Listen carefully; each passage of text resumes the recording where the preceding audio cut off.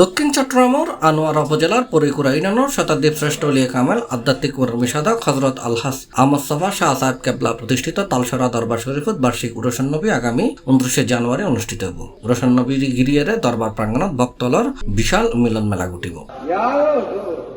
উরসন নবী উপলক্ষে ইতিমধ্যে সব প্রস্তুতি সম্পন্ন। এই উপলক্ষে বর্ণাঢ্য কর্মসূচির আয়োজন করেছে দরবার শরীফ কর্তৃপক্ষ। বুধবার বাদ ফজর কোরআন খতমের মধ্য দিয়ে অনুষ্ঠান শুরু হইব। এরপর এদিন বাদ জোহর খতমে হাজেগান, বাদ আসার প্রখ্যাত ইসলামী চিন্তাবিদলার আলোচনা এবং ওয়াজ মাহফিল, বাদ এশা ওয়াজ ও মিলাদ মাহফিল এবং রাত 12টায় আখিরি মোনাজাত অনুষ্ঠিত হব। শেষে তবরুক বিতরণ করা হবে।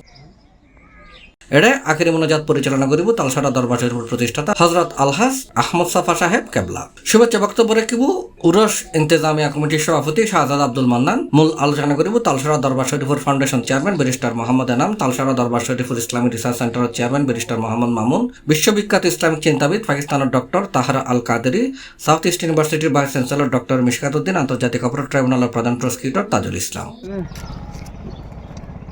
তালসরা দরবার শরীফ চট্টগ্রামের আনোয়ারা উপজেলার পারেকুড়া ইউনিয়নের তালসরা গ্রামের নিকটে অবস্থিত।